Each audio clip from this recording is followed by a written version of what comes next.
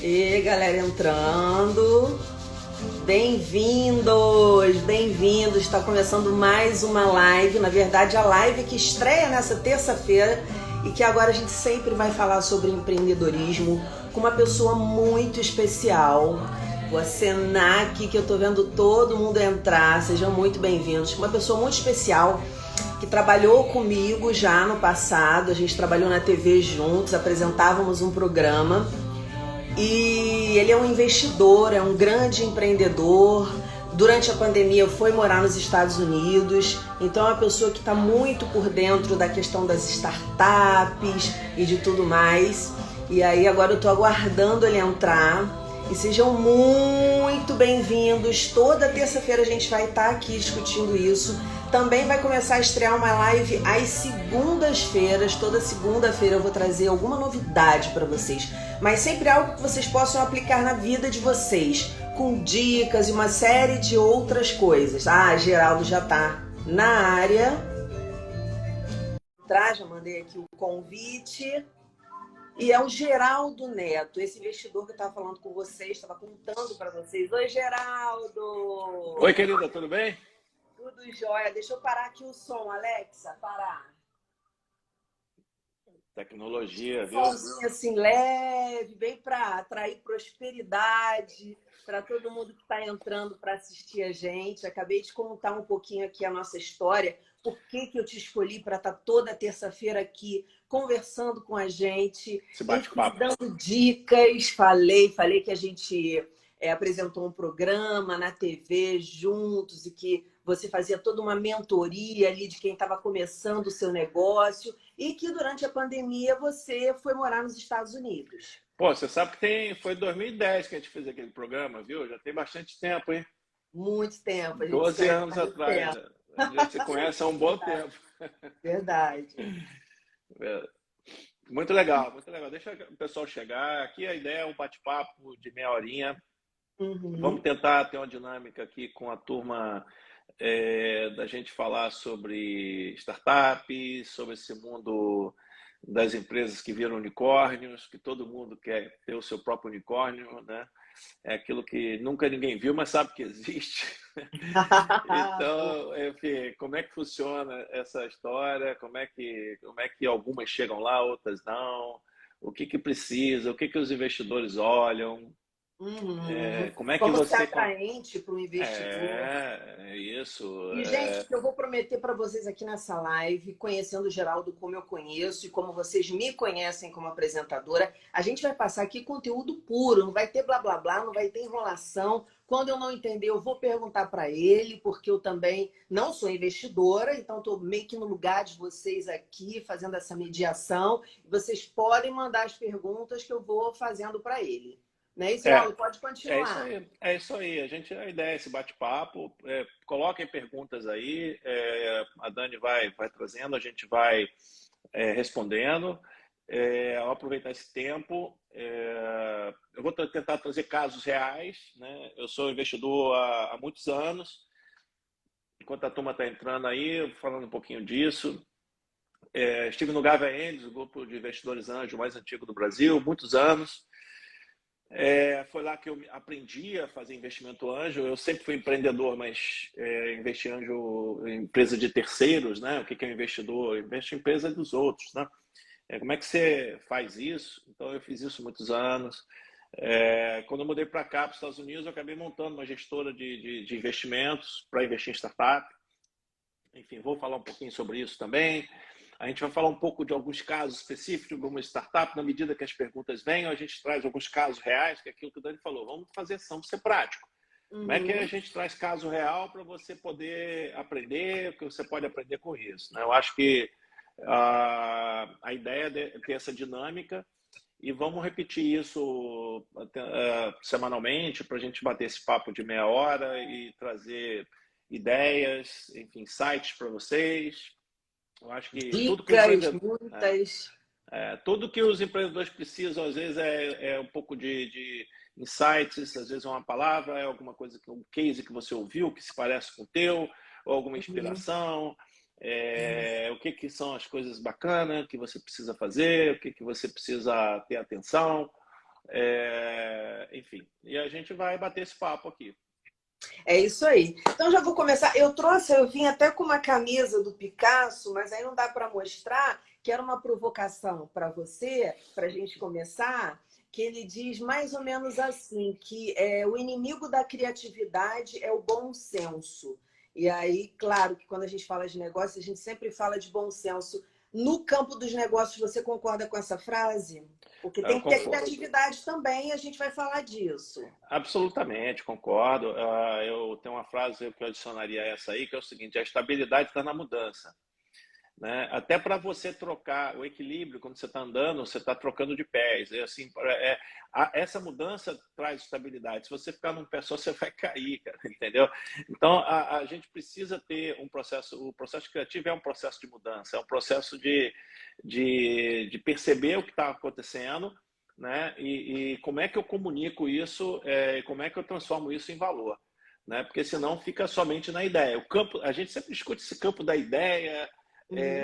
Até onde vale a ideia, essas coisas a gente pode também bater papo sobre isso. Mas a gente tem que partir para botar a mão na massa, né? Essa é a realidade. Empreender não é o campo Mas das para ideias. mim, o que você está dizendo, só o que você disse já foi assim uma quebra de mito. Porque sempre se fala, não, negócios, bom senso, negócios, olha, muita calma. E aí você vem falando, não, tem que ter mudança. Deu esse exemplo de andar, que é mesmo um exercício de equilíbrio e desequilíbrio, para manter o equilíbrio, olha que loucura. É isso mesmo. Isso é muito bom ouvir isso, porque a gente tem muito medo. O medo é o nosso pior inimigo. Isso aí, cara, isso que você falou, o medo é uma. Eu até falei outro dia sobre isso, que assim, o medo trava você, né? E o que é uma startup, né? Assim, vamos falar um pouco do que é startup. Uhum. Startup é um trem diferente, para começar, né? É um bicho, se fosse numa selva, seria um bicho que ninguém ia saber reconhecê-lo muito bem. É um negócio difícil, né? Os empreendedores eles são desafiados o tempo inteiro a crescer, crescer, crescer, crescer. É growth, growth, growth, é crescer, crescer, crescer. E é muito difícil você crescer indefinidamente, né? Problemas que surgem, né? Falta dinheiro, beleza. Aí eu estou crescendo muito, eu consigo dinheiro. Mas aí falta gente, falta talento. Aí eu tenho que ir atrás de talento. Aí eu tenho talento, eu tenho dinheiro, agora eu preciso ter o cliente, né? Para poder oferecer, enfim, que o cliente entenda a nossa proposta de valor, compre o nosso serviço, nossa tecnologia, anyway, e que a gente consiga, de fato, continuar a permanecer crescendo. Né? E a coisa desarruma toda, porque assim, lembra, casos reais, assim, sabe, Dani? Eu tenho empresa que eu investi, que ela tinha 9 pessoas, quando eu investi, 9 pessoas só. Tem 3 anos, somente 3 anos. E hoje ela termina sendo com 400 pessoas, Dani. 400. Meu Deus, que isso! É muito maluco. Então, assim, é desarrumado. Agora eu não estou te ouvindo, Geraldo. Empresa. Ah, tá. Porque parou um pouco. O seu áudio deu uma picotada. Seu áudio deu uma congelada. Mas vai lá, volta só 2 frases e pode seguir. Como é que você garante, né? Eu diria assim, como é que você garante a cultura da empresa, tudo aquilo que você, quando você tinha 10 pessoas, 15, 20 pessoas, você conhecia as pessoas pelo nome, e agora você tem 300, 400, você não sabe mais quem é quem. Né? Mas é uma loucura. Mas então, eu quero parece começar fácil. daí. De fora, você olhando, a empresa tá... Não, cara, assim, é muito difícil. Porque eu falo assim, startup é um trem diferente, né? As pessoas têm que aprender. É como... tem um exemplo que dizem o seguinte, fazer uma startup é como você se jogar de um precipício e construir um avião durante a queda para você não cair. Se você conseguir construir o avião durante a queda e conseguir, não, ao invés de bater no chão, você conseguir voar, você sobreviveu e saiu do outro lado, você vai ser chamado de Midas.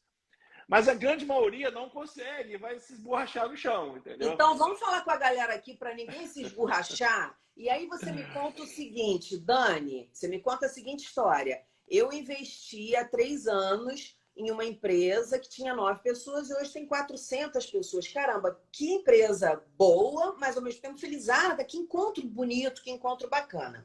E aí, nesse sentido, qual é a pergunta que eu faço para você? O que os investidores estão buscando sob o ponto de vista de um investimento de risco, obviamente? Isso é uma excelente pergunta. De uma maneira geral, nós temos algumas coisas que são meio standard, tá? Isso vale para mim, vale para os venture capital, para os anjos, cada um no seu estágio. Porque como é que funciona esse negócio de investimento? Você tem estágios, tá? Você tem o angel, né? Primeiro É legal você explicar o que é esse primeiro estágio. você tem os family friends, quer dizer, é o dinheiro da família, dos amigos, para montar o meu próprio negócio. Aí acabou o dinheiro dos amigos, da família, já acabou. Aí a empresa está crescendo, aí eu vou atrás de um investidor anjo, que é um investidor que faz investimento de risco, né? Em troca de uma participação nessa companhia, não é um empréstimo, não tem garantia. Ele está acreditando naquele projeto, naquele sonho daquele empreendedor. Né? Falta muitas coisas, o produto não está pronto, tem 2, 3 clientes só, mas enfim, mas ele gostou muito, ele acredita, então ele faz um investimento. Aí depois a empresa faz um investimento que a gente chama de seed, né? Porque, como é que funciona essa? Ó, o seu áudio não está saindo. Parou o seu áudio. Para mim, pelo menos, parou. Ai, voltou. Ah, tá bom. Desculpa, porque é o seguinte, eu estou falando com você aqui, eu estou usando meu celular. E aí Ah, eu moro você quer quando colocar no modo avião? A gente te aguarda um minutinho. Você sai dessa tela, bota no modo avião. Eu fiz isso. Que é era para por... exatamente não Pera, acontecer esse probleminha. Eu falo com a galera aqui. Acho que dá. vai, dá. O pessoal tá ouvindo direitinho. Foi? Tá me ouvindo aí? Tô te ouvindo. Tá ouvindo aí? Tá ouvindo? Todo mundo ouvindo? Beleza. É porque começou a entrar, entrou 2 chamadas do gate aqui do portão aqui. Ah, então foi por isso. Enfim, aí eu tive que desligar. Mas Mas você voltando estava aqui, falando dessa passagem do anjo para o próximo aí você tem os fase. estágios. Depois do estágio, você tem o seed, que é um recurso, um investimento que acontece antes da série A. Aí depois você vem a série A, a série B, a série C, enfim. Aí você pode ir até a sopa de letra, até a Z. Tá? Mas, em geral, você tem a ABC, que é muito comum das startups fazerem. Entre uma série e outra, você tem mais ou menos 18 meses, 24 meses. Tá? Esse é mais ou menos o que acontece. Você tem o anjo, tem o seed, depois série A, série B, série C, e um espaço aí de 18 meses, mais ou menos em média, de uma série para outra. Então, isso é mais ou menos o movimento dessa indústria. Tá? E o que em geral, eles buscam? Eles buscam, primeiro, um time com background. Eu acho que isso é muito importante. Um time, pessoas, fundadores, com background, com experiência, né, com maturidade. Isso é muito importante. Nós temos uma frase que se fala o seguinte: um produto ruim com um time bom, ele vai melhorando o produto ao longo do tempo. Ele vai melhorando o serviço, vai melhorando o atendimento. Mas você pode pegar o melhor produto do mundo. Se botar um time ruim, ele vai estragar o produto, enfim, que não vai funcionar. Então, primeira coisa é formação de time. Então, o empreendedor que Uma muitas pergunta vezes... sobre formação de time. Quando você fala em background, você está falando em background naquele negócio? Então, por exemplo, se for uma confeitaria, se for, enfim, alguma coisa de artesanato, de reaproveitar, enfim, o que seja, tem que ser naquele negócio ou em áreas aderentes. Por exemplo, a pessoa foi vendedora durante muitos anos de um outro tipo de produto, ou, enfim, alguma área aderente. Do que Então, você está vamos lá. chamando de background? Então, vamos lá. Vamos separar um pouquinho as coisas. Por exemplo, alguns exemplos que você deu, uma confeitaria. Isso não é uma startup. Tá? Uma startup, são empresas que têm escalabilidade. Uma empresa que não tem escalabilidade, não, ela é uma empresa comum, uma empresa pequena, média, grande, mas nunca será uma startup. Startups são empresas que têm um crescimento muito acelerado. E isso é muito difícil você conseguir montar uma startup que não seja de tecnologia. É muito raro. É isso que eu ia falar. Tá? É muito raro. Startup está Porque para sempre escalar ligado. assim, escalonar É muito assim, difícil. só...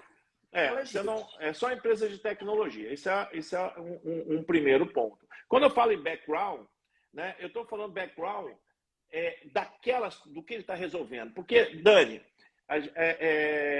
quando a gente monta uma empresa, seja ela qual seja, qual for, eu estou montando ela por quê? Né? Eu identifiquei um problema, esse problema é um problema grande, muitas empresas têm, ou muitas pessoas têm, e eu tenho recursos tecnológicos, eu tenho conhecimento, background, de encontrar uma solução para esse problema. E assim se constrói a empresa. Eu não construo uma solução de tecnologia e depois vou atrás de um problema. Não, eu identifico um problema e depois eu construo uma solução tecnológica. Dá exemplos para a gente, Geraldo. Claro. Um exemplo do ponto de vista de que todo mundo usa. O Uber, por exemplo. Né? Todo mundo usava táxi. O serviço do táxi é bom? Não é bom. Então tinha um problema. As pessoas tinham uma percepção de segurança, de qualidade, várias coisas que era uma demanda reprimida que as pessoas sentiam. Uhum. Tá? Segundo, o que tinha? Então você tinha uma demanda reprimida ali. E você tinha o que do outro lado? Você tinha muita gente que tinha carro. Carro que ele muitas vezes era um custo, uma despesa, e ele ficava com esse carro parado. Segundo, já existia o Google Maps, né? O Waze, sistema de rastreamento de pessoas, né? Isso já existia. Ou seja, você está querendo dizer aí, não precisava do cara que ele não precisou do carro, ele não precisou do carro, ele não precisou do GPS para localizar o cliente ou o carro, e ele também não precisou do meio de pagamento, porque as pessoas precisam pagar por esse serviço. Já existiam vários meios de pagamento de empresas de tecnologia, fintechs, coisas assim, no mercado. O cara, ele simplesmente juntou esses 3 requisitos, né, numa plataforma onde ele disponibilizou para o cliente o seguinte: olha, através desse aplicativo você consegue encontrar uma pessoa com um carro bom, educada, e ainda vai te cobrar mais barato que o táxi. Se é verdade, aí você fala assim, puxa, será que é verdade? Eu vou lá e contrato o serviço. Funcionou. Aí virou escalabilidade. Você começou, ao próprio boca a boca, começou as pessoas quererem usar esse serviço. Então, você sempre parte da construção, assim, onde é que tem um problema e como é que eu posso resolver esse problema. Isso foi a mesma coisa com EasyTax, foi a mesma coisa com qualquer empresa, Airbnb. Uhum. Tá? Isso eu estou citando algumas empresas que todo mundo conhece, todo mundo usa. Airbnb. E todo mundo empresas super bem sucedidas e que ilustram exatamente. Agora eu vou dar um exemplo para você de problemas que aí não está no mundo do campo das pessoas, mas no campo do enterprise, que chama de B2B, né, que é o business to business, soluções para problemas de outras empresas. Tá? Até esses 3 exemplos que eu te dei, eu estou resolvendo um problema de pessoas, né? Pessoas físicas. Né? Agora, uma determinada indústria de petróleo, ou de viagem, ou de hotéis, o que seja, ela tem um determinado problema, é um problema que toda a rede de hotelaria do mundo tem. Aí beleza, eu conheço o setor de hotelaria, eu sou desse setor, eu tenho um background disso, e eu tenho condições de desenvolver uma solução técnica para isso aí, que eu vou resolver esse problema. Ok. Então, se ele se sente, então o background, voltando aqui, é isso. Eu me sinto capaz de desenvolver a solução técnica para esse problema. Ok, se eu sou, eu vou tentar fazer. Isso é um ponto. Segundo ponto, Dani, ninguém consegue fazer tudo sozinho. Né? Então, você tem que ter complementaridade. Você tem que ter 2, 3 cabeças. Um de finanças, um de vendas, um de tecnologia, porque é muito difícil você ser um empreendedor, sozinho, fazendo. É muito difícil. Normalmente, ele vai ter problemas para formar equipe, e é muito complicado. Então, assim, voltando ao step by step, a gente escolhe time, pessoas com background. Segundo, a gente quer equipe. Né? Time não é uma pessoa só, um empreendedor só. Ele tem que ter lá 2, 3, 4, entendeu? Desenvolvendo uma solução, e mais o time, mais as pessoas que estão colaborando. Então, quando eu falo um time de fundadores, né, e eu estou me referindo quando eu falo time de fundadores, assim, o que eu gosto é 2, no mínimo 2, mas 3 é o número ideal, na minha opinião. 4 talvez seja muito. O número ideal seriam 3 pessoas. Eu acho que isso é muito salutar, pessoas com capacidades diferentes, né? Como diria, pessoas que têm um cérebro diferente do meu, né? Para somar a esse processo. Então, acho que são coisas são importantíssimas, tá? Esses são o time de fundadores. O segundo ponto é o problema muito claro. Qual é o problema que você está resolvendo? Isso tem que estar muito claro, o problema, né? Terceiro, a solução, né? A solução do problema. Como é que você está empacotando esse produto para resolver esse problema? Como é que você está fazendo isso? Isso é fundamental, senão você não tem um negócio. Você tem somente a ideia, mais nada, né? Isso, eu diria que esse tripé é a primeira camada de observação que qualquer investidor vai buscar quando está conversando com o empreendedor. Ele quer ver isso, ele quer ver time, background, quer ver qual o problema de fato, se esse problema é grande o suficiente para aquela empresa ser grande, porque às vezes ele é um problema, mas sim, esse problema é suficientemente grande para que aquela empresa que eu vou investir seja grande o suficiente para retornar o meu investimento de risco. Agora eu vou te fazer uma pergunta que parece boba, mas para mim é básica, que é, claro que daqui a pouco a gente vai falar, ou terça que vem, como encontrar esse investidor, esses investidores, mas como apresentar isso que você está dizendo que é importante. É o quê? É projeto? É relatório? É slide? É o quê? É uma mídia? De que forma apresentar isso para o investidor? Assim, em primeiro lugar, como eu disse, existem vários estágios, né? Se você vai fazer uma apresentação para um anjo, é diferente de quando você vai fazer para um fundo estruturado, enfim. Aí é estágio da empresa, então não é difícil você falar. Mas, de maneira geral, existe um modelo muito simples que existe na internet, você dá um Google lá, né? Modelo de pitch, né? De dashboard, de deck para fazer um pitch. O que vai falar nesse pitch de maneira geral? Ele vai falar o seguinte, desenha o problema, desenha a solução, desenha o marketing, qual o tamanho desse mercado, né? Qual o tamanho desse mercado, desenha quem é o time que está solucionando esse problema e qual o modelo de negócio, como é que você vai cobrar, como é que você cobra do cliente, como é que o cliente te paga. Então, são alguns elementos que são importantes para você contar essa história. Tá? Isso tem vários modelos, isso você baixa.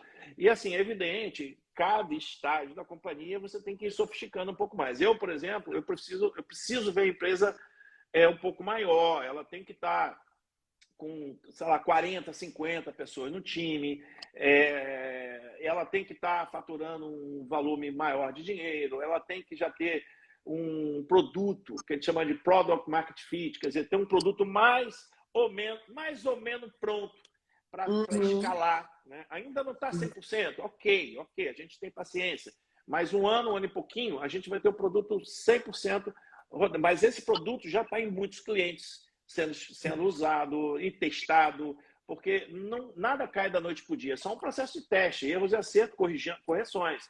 Então, assim, não dá para você pensar em fazer um produto perfeito. Não, você tem que fazer um produto versão beta, que seja, testar nos clientes, pegar feedback, aprender, retornar com inovações, e assim é um processo de melhoria contínua. Isso é o processo, entendeu, Dani? Sim. Mas só que a pergunta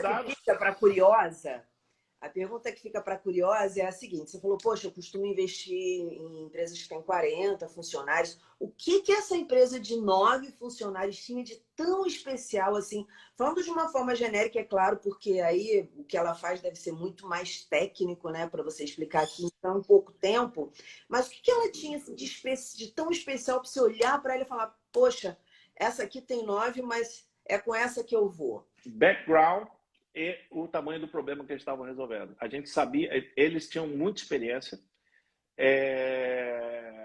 chamava atenção, experiência internacional. O produto resolvia um problema que é global e eles tinham muita experiência de como fazer isso nos clientes, porque eles já tinham feito isso através de outras tecnologias que não eram tão escaláveis quanto a que eles estavam construindo.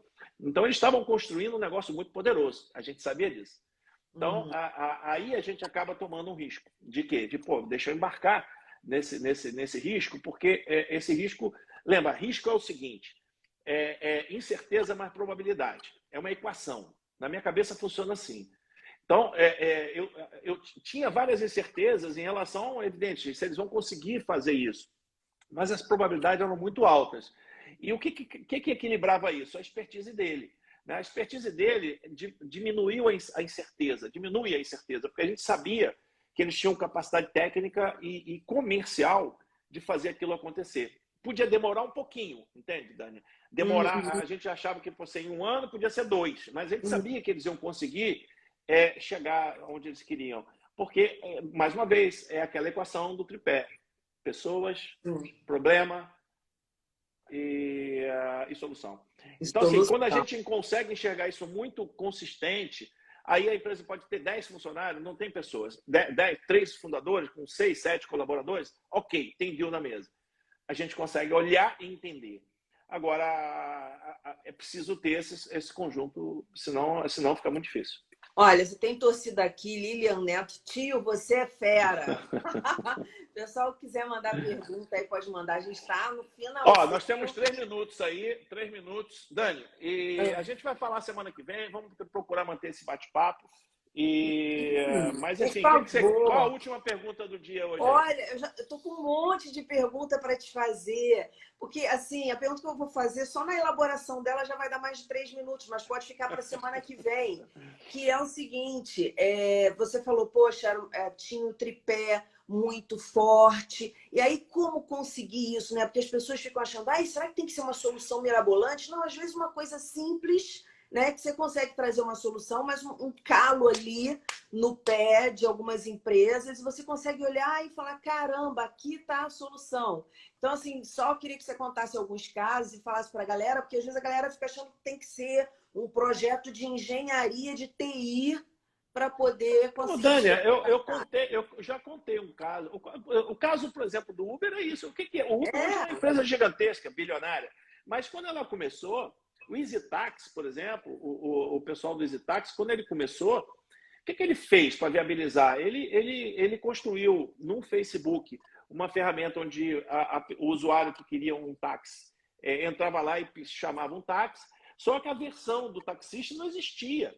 Né? Ele ficava do lado, era completamente a pessoa ligava para o telefone, aquele telefone tinha um orelhão do lado dos taxistas, e ele ficava lá e atendia, e dizia, taxista, olha, vai nesse endereço que tem uma senhora lá, a Dani está lá esperando você para pegar o táxi. E o taxista, rapaz, você está doido que vai ter alguém lá?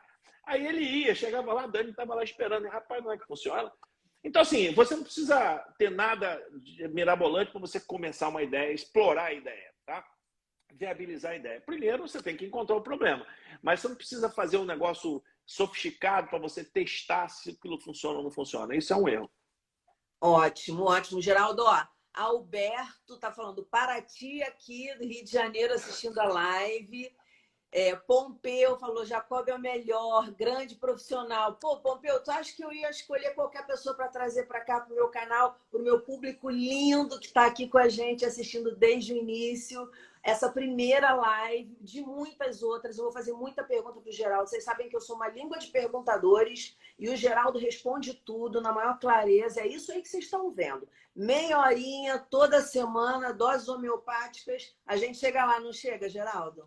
Chegamos. Assim, eu adoro conversar sobre isso. Empreender, para mim, é a minha razão de viver, assim, de acordar cedo e fazer coisa, construir, tirar ideia do papel. E hoje eu ajudo pessoas a tirar ideias do papel. É isso que eu mais faço, que me dá um prazer enorme. Enfim, trazer um pouco dessas pílulas de ideias, de insights para quem está assistindo, eu acho isso bacana. Enfim, a gente vai tentar contribuir semanalmente com esse papo. Convidem quem vocês quiserem para fazer perguntas. Eu acho que isso é um espaço democrático. Eventualmente, a gente pode chamar alguém aí que tiver vir aqui fazer com a gente, nós três. Mas, a princípio, vamos começar esse bate-papo semanal com a Dani, super amiga, que eu já conheço há muitos anos. E estamos juntos, viu? Estamos juntíssimos. Um beijo para todos. Beijo, pessoal. Obrigada, Geraldo, pela sua generosidade. Gente, isso aqui é uma preciosidade. Vocês têm que aproveitar, porque esse homem... E eu vou te dizer, eu acho que uma das coisas que você mais gosta de fazer, Geraldo, é ensinar. Desde que eu te conheço, assim, você é um grande mestre, um grande professor. Te agradeço por tudo e pela presença. Até terça que vem, Geraldo. Uma ótima noite para Beijo. você. Tchau. Tchau, tchau. Pessoal, e é isso aí. A gente está terminando essa live deliciosa. Obrigada pela companhia de vocês. A gente continua se falando nos stories. Sigam o canal. Quem não está seguindo, siga o canal. Como eu falei para vocês, vai ter live segunda-feira. Isso aqui vai virar uma loucura. Me aguardem. Beijo!